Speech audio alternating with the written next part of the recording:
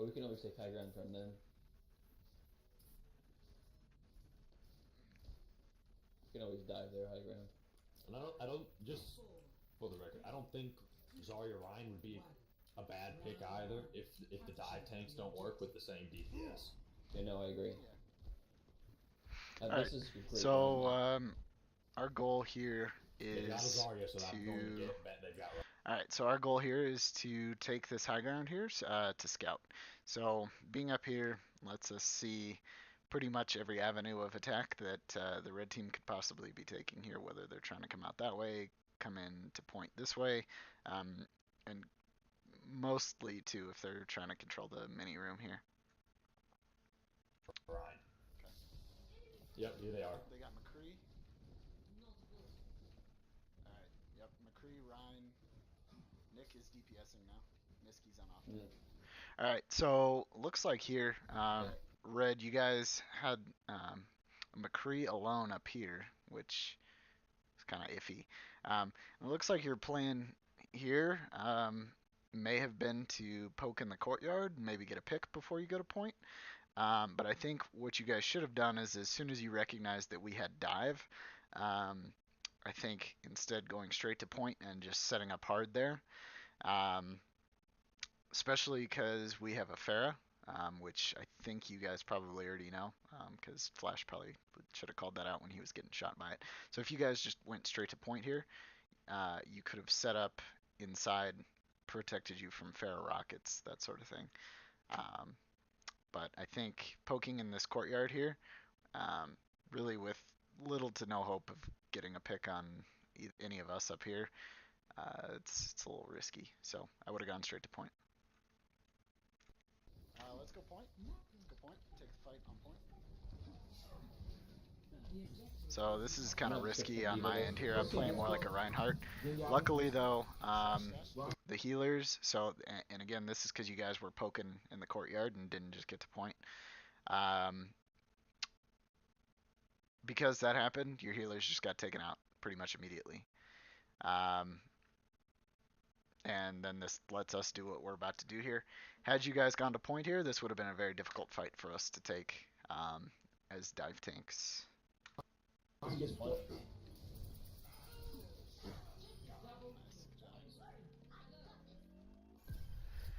So my goal here now, taking your guys' high ground, gives us good sight lines to see which way you're going, where you're coming from.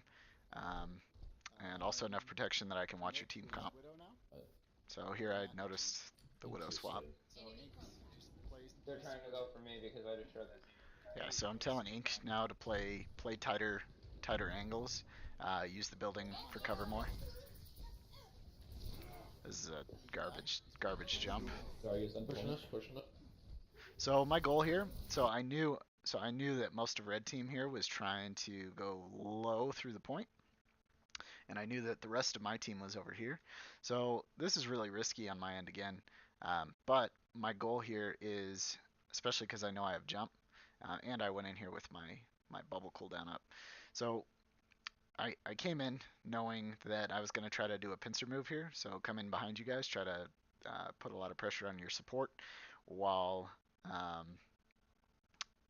the rest of my team here is pressuring you guys from the front. So that's a good move on Winston, but this is really risky just because not only is your whole team there, but I'm also completely alone.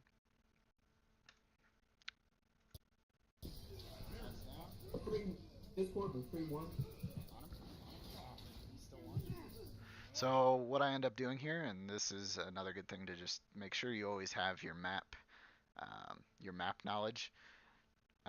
So I knew that it was safe for me to continue to pressure the McCree call out on one because I knew that there was a health pack over here. And at the very least, I could have just also pushed out through the door, and since my jump was up, I could have just jumped up onto the lighthouse or high ground or somewhere safe. But yeah, always know where your health packs are and whether or not they're up if you're about to make a risky move.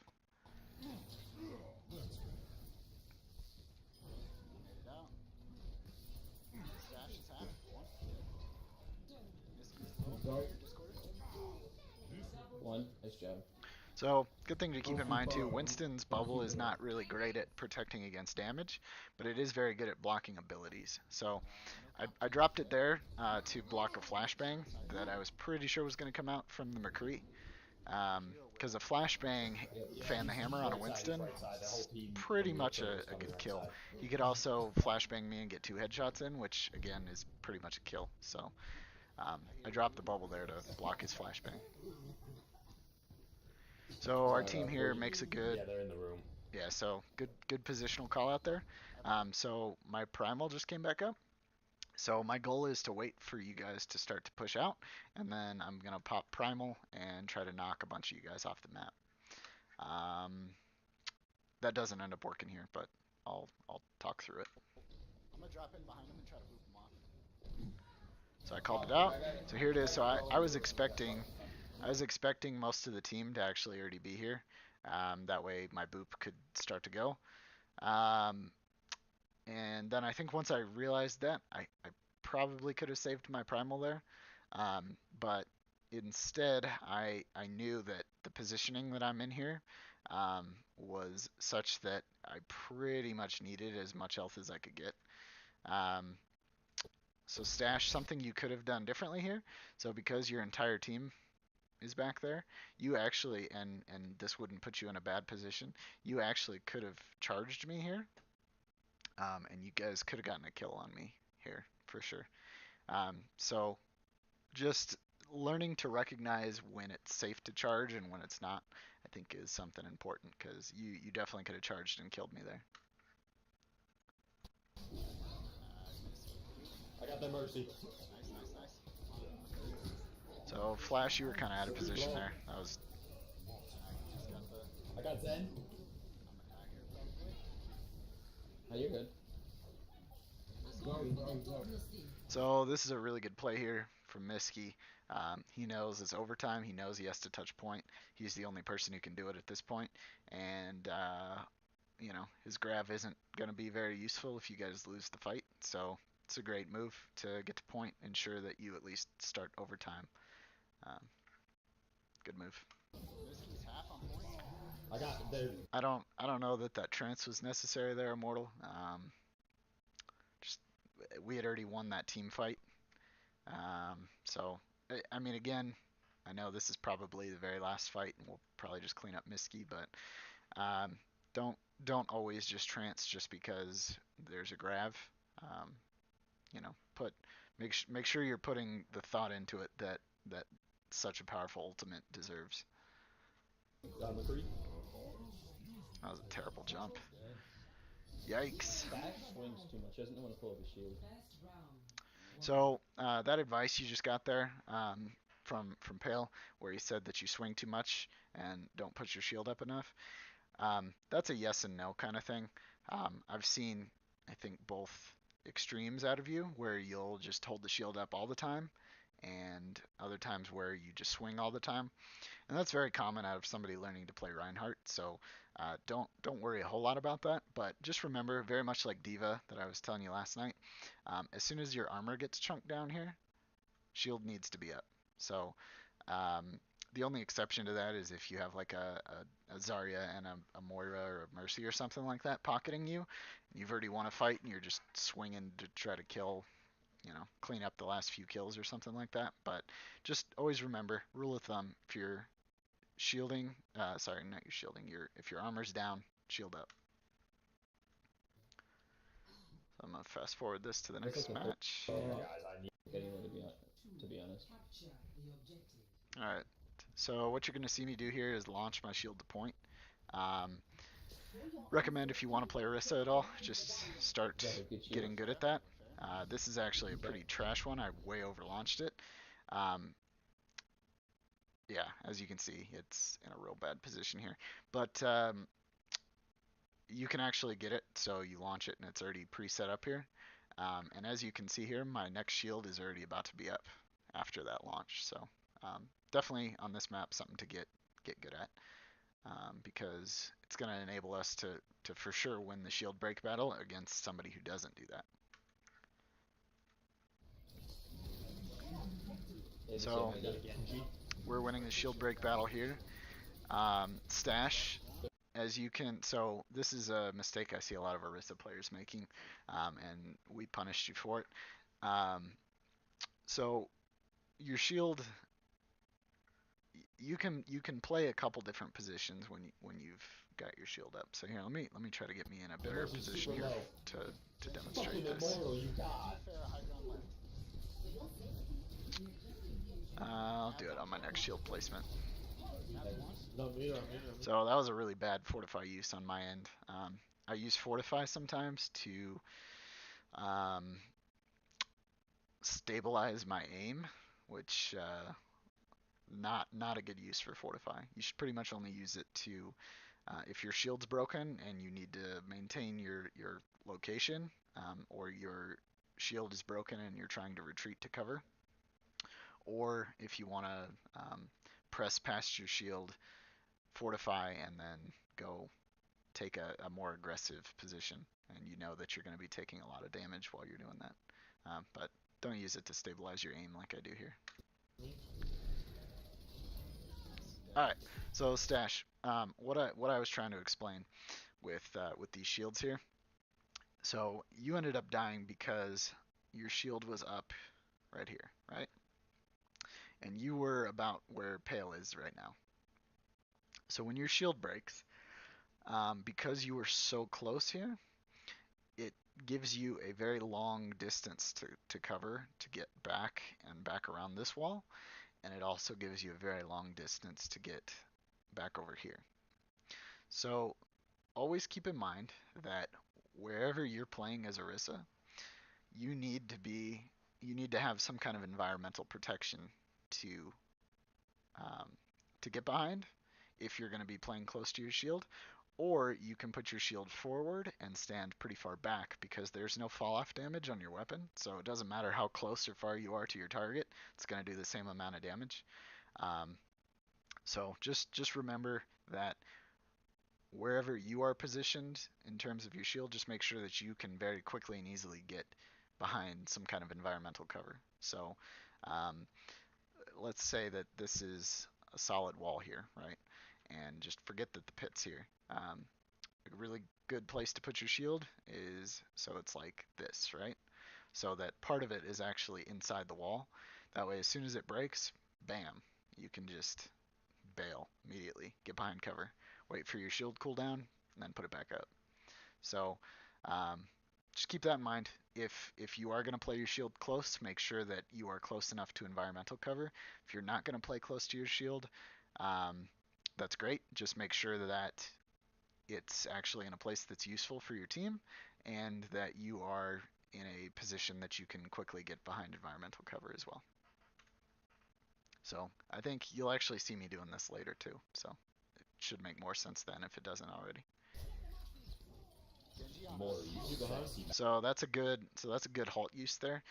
Doesn't really make a difference here just because Nick is deflecting. But anytime that there's a flanker, so if you have a Genji, Doomfist, Tracer, Lucio, something like that, somebody that's hard to hit, instead of launching your halt like in the air, way high, whatever, if you actually launch it straight at the ground here, like I did, it attaches to them, and what it does is it not only pulls them to a predictable location in a predictable path, but it actually kind of sort of stuns them too when they get pulled to the ground for half a second, which for a lot of these flankers could be completely deadly. Of course, it doesn't matter here just because Nick has his deflect up, but yeah, that's how you want to use halt against flankers. Bastard.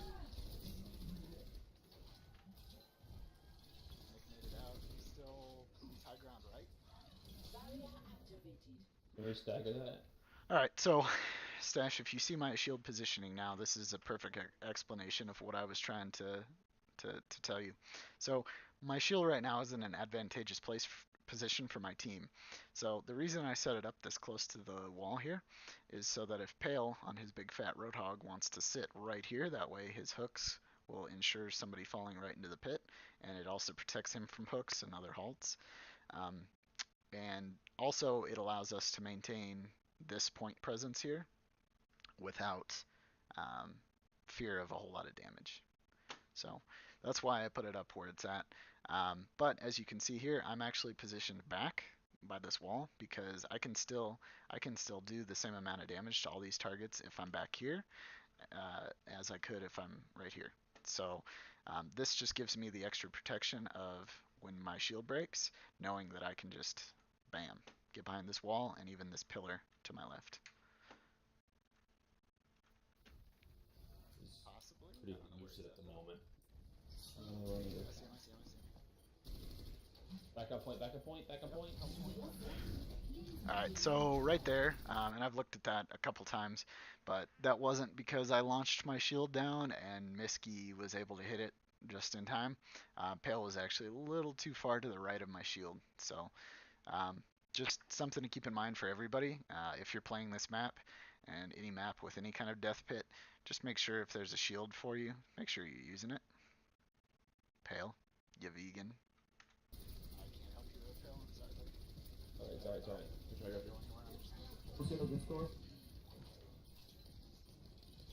Genji, top left behind. So right here, I recognized that Miski was out of position here. So he's not out of position, but what he's doing is he's pushing past the Orisa shield to get an environmental kill. And as an Orisa, this is really what you want to be looking for. You don't just want to be spamming the pit any old time. You really want to be looking for somebody to be in a position where it's actually gonna matter here. And he actually does get a really good hook here on Pale.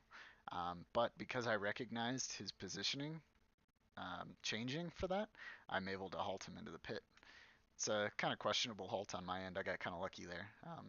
But so ideally, I would want this halt to actually be more like right here, because it can still connect to him. This here is just super risky because it might just catch him here on this lip and then he'll be fine. Whereas if it's here, guarantees him out and in. Genji's back on us. I got the healers. I got them both. Nice. Genji's on me. Genji's on. Alright, so we clean up. That was a good call from Sifu saying that Genji's on me. There's not much I could do there. I mean, I guess I could have just turned around completely. But the call was a little late. But always good to call out when a flanker is attacking your healers. I'm going McCree. Miski is a very good off tank. Yeah, he is. That was a really risky hook on his part, though. Right, yeah, that was super risky. So another thing you want to do as an Orisa is use your bongo. You can use it in two ways. One, to win a team fight. Well, you could actually use it in three ways. So you can use it, one, to win a team fight. So you wait for them to engage, and then you drop it, and it pretty much guarantees that while you're in the heat of battle, your team's going to be doing 50% more damage, so you're probably going to win. The other thing you can do is you can use it as a tank. So we'll just say one team. Hey, I can type. Never mind. Hold up. So one team fight win. Whoo! God, I'm just learning so many things. Let's try this again. Oh, can I? No. This is wonky. Alright, whatever. Oh god. Alright, so you can use this as a team fight win. You can use it as a tank to tank for you, because pretty much you can pretty much guarantee anytime that you drop this, the other team's going to get aggressive to try to take it out. So, and you'll actually see what happens here. I'm going to drop it, and then it pulls Mad out from way out here to try to flank around and take it out. So you can kind of let it do the tanking for you, which is useful sometimes. And then the other thing that you can use it for is to draw out an ult. So especially Diva bombs. So what I'll do is I'll drop it and then I'll wait to put my shield down, because 9 times out of 10, I know that if the other diva has a bomb, they're probably going to bomb to try to take out my supercharger.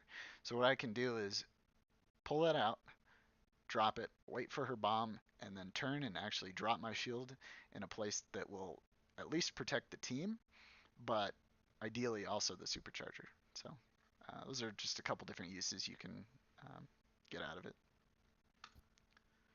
No shield for a second here. Burn their shield, burn their shield. Stash is low.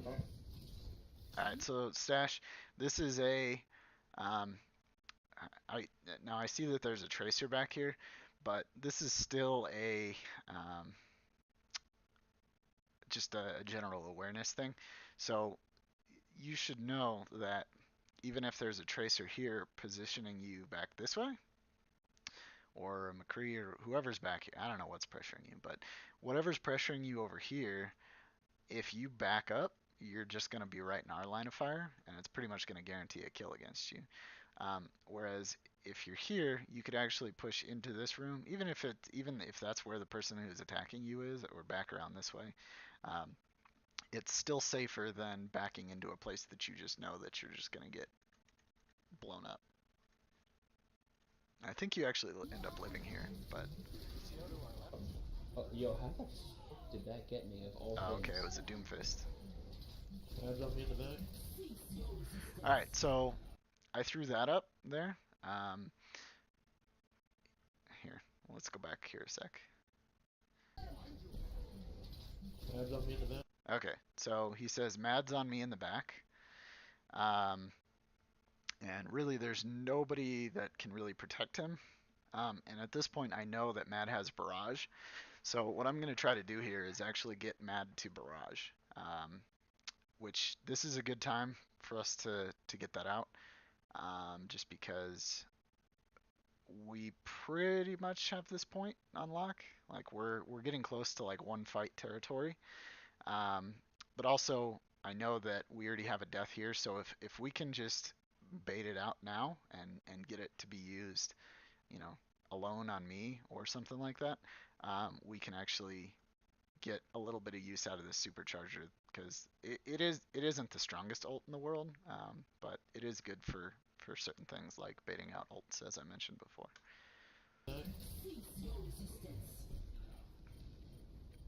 So I'm just rotating around looking for Mad's rockets. I don't really see him. There it is. There it is. So, yep, there it is. And so Mad knew that, and that's the dangerous thing about the superchargers. If you don't take it out, it will probably lose you the team fight in the long run. So you can either wait it out, but since his team had already pretty much engaged, he was right here to try to take it out. And I was successfully able to bait out the barrage there with my supercharger. So that was a bad halt on my end. So as I said before, and this is an example of where it doesn't work. If I had launched that just a teeny bit further, I think Flash is over here somewhere, or maybe this is Flash. I don't know, but I could have gotten the ulting Hog and Flash both in that pit there. But it's just a little bit of a miss on my end. I don't know that trance was necessary here either, but I'm down. I don't know. I was also like 1 health, so. He's half. Alright, so let me go back here. So Carnage actually does a really good thing here. So he's about to, let's see where he is. Okay, you're gonna see him here in a sec. He's half. There he is. Alright, so Carnage has High Noon up right now, so High Noon is a zoning ultimate. So for 6 or 8 seconds or whatever it is that it's up, you pretty much know that the other team's gonna have to bail for cover if they can't get like a real quick Widow shot on him, or a Hanzo shot or something like that. So what he's doing here is a great play actually. He's making sure that even if we lose the point, which we are down 2 or 3 right now, I think, if we do lose this point, we'll get this stalled out to about 99% over the next several seconds that his thing's up. So this is actually, even though I don't think it gets anybody, it's actually a really good play.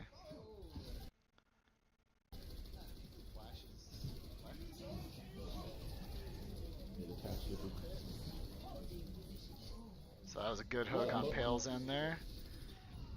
We just so that's a really good thing to do to a Genji. As soon as you hear him blade, you notice that pretty much our entire team's attention just turned and focused on him. So Pale hooked him. I halted, or I don't think I halted him, but Pale hooked him. I just kept shooting at him. Inked was on him.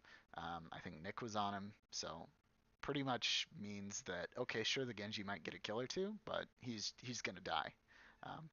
So with Genji and Pharah, it's pretty much, press Q to respawn. No shield for 3 seconds. 2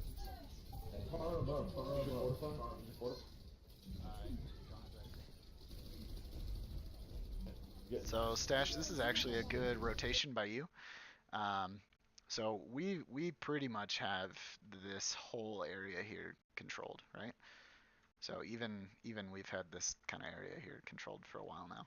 So this rotation here is great because this was a mistake on our end, lets you guys take the point, even though several of us are still alive and could have easily taken it back there, or we should have at least.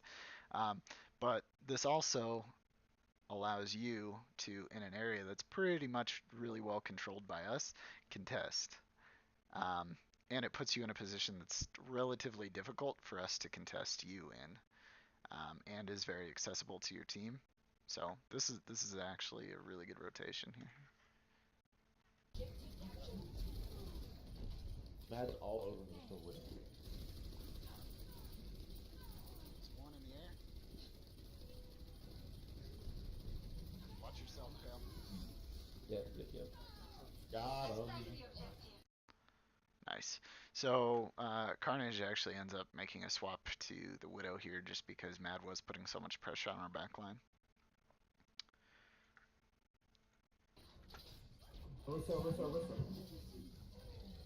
So with more practice, Stash, that halt could have been a team fight win there. You actually could have gotten our Mercy and whoever else you hooked over here in that pit pretty easily. Just more practice. Mercy's one. He's on me. He's on me in the back. He's half. He's got no reflex. So you guys actually, I think, C9 the point back to us here. But, so I know last fight, I'm just dropping it, ensuring that we win this fight. I really need heals, guys. This gets one rest job. So as you can see there, the supercharger in the middle of a team fight, I mean, it pretty much guarantees the win there. It's so powerful having that extra 50% damage. So I knew last fight, if we won that, last fight we win, so I just dropped it. Good job, guys. Overall, really not a bad match. I think a couple things we could have seen better. So there was a lot of pressure from Nick and from Matt on our backline. The only problem is that it wasn't coordinated. So it was Nick on our backline, Nick on our backline, Nick on our backline, and then he died, and then it was Matt on our backline, Matt on our backline, Matt on our backline. So that was one thing that could have been better. I didn't see any kind of flank boops or anything like that coming out of Flash here, which I think definitely would have been advantageous. Would have put a lot more pressure on me as the tank and just kind of contested the crap out of our little shield bunker that we had set up. Let's see. And I'm trying to think. I think that's about it. I mean, other than that, I honestly think you guys did play pretty well. Stash, I mean, it's just going to take you more time. If you ever do want to play main tank, it's just going to take you more time to get comfortable with all the abilities and stuff. And as you saw during that match, I mean, I still missed a lot of my halts. But Orisa, if you're not going to get any kills with her halt, she's really not worth playing, honestly. As far as our team comp went, think the damage Carnage swapped between Widow and McCree. That was good. Inked was on Doomfist, I think, the whole time, which on this map is actually pretty good. There's a lot of walls to punch people into, a lot of escape routes, and of course the environmental kill potential, which is why we ran a Hog too and an Orisa. Immortal on Zen, I mean, I think that's fine. There's really nothing that, I mean, you could trance the blade out of the Genji, but again, I feel like Genji's kind of a relatively rare pick on this map, but I don't know. I almost think Lucio probably would have been better just for the environmental kill potential, but yeah, overall, good games. And thanks for watching, guys. Just bear with me. I'm still pretty new at doing VOD reviews and stuff, so if I ramble on a little too much or miss things and that sort of thing, let me know. I'm wide open to criticism. I know I just ramble on a little too much sometimes, so let me know. Let me know what you think, and thanks for watching.